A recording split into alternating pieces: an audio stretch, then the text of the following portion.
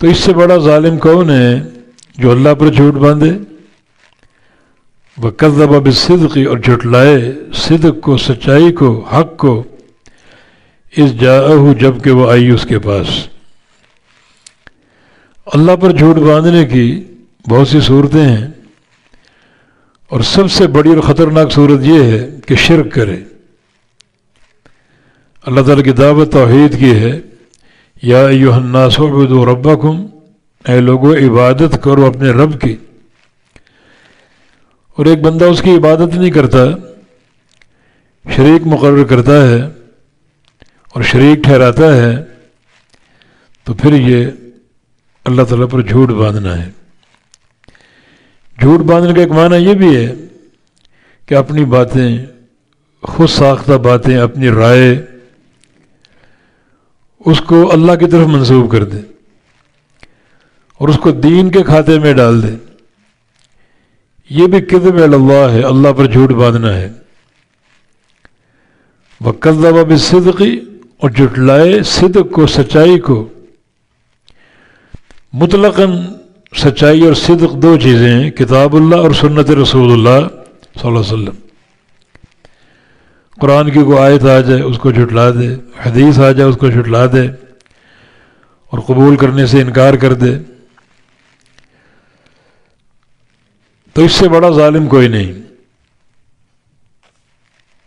اس سے بڑا ظالم کوئی نہیں۔ اللہ پر جھوٹ باندھنے والا اور صدق کو جھٹلانے والا، سچائی کو جھوٹ کہنے والا۔ اللہ تعالیٰ کا کلام حق اور صدق ہے، کتاب و سنت سچائی ہی سچائی ہے، اور کتاب و سنت کو جھٹلانا سچائی کو جھٹلانے کے مترادف ہے، اور یہ سب سے بڑا ظلم ہے۔ تو اس مقام پر دو چیزیں بڑی بھیانک ذکر کی گئی، اللہ پر جھوٹ باندھنا، اور اسی کے ضمن میں ایک چیز اللہ کے نبی پر جھوٹ باندھنا، تو اللہ تعالیٰ کی طرف منسوب کرنے کے مترادف ہے۔ تبھی حدیث میں اس کی بڑی سخت وعید ہے، فرمایا کہ من کذب علی متعمدا فلیتبوأ مقعدہ من النار، جو شخص مجھ پر جان بوجھ کر جھوٹ باندھے وہ اپنا ٹھکانہ جہنم بنا لے۔ مجھ پر جھوٹ باندھنا اللہ پر جھوٹ باندھنے کے مترادف ہے، کیونکہ میری ہر کہی ہوئی بات اللہ کی بات ہے۔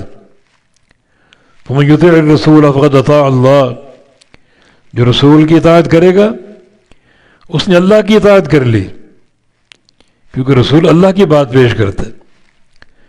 اسی طرح رسول کی طرف کوئی جھوٹ منسوب کرو گے تو اللہ کی طرف منسوب کرنے کی مترادف ہے، اور ایسے بندے کے لیے بڑی خطرناک وعید ہے کہ اپنا ٹھکانہ جہنم بنا لے۔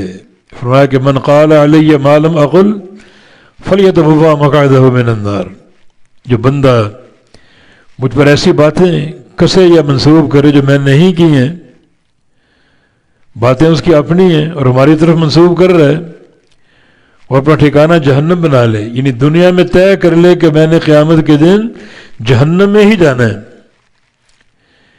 وعید شدید ہے یہ۔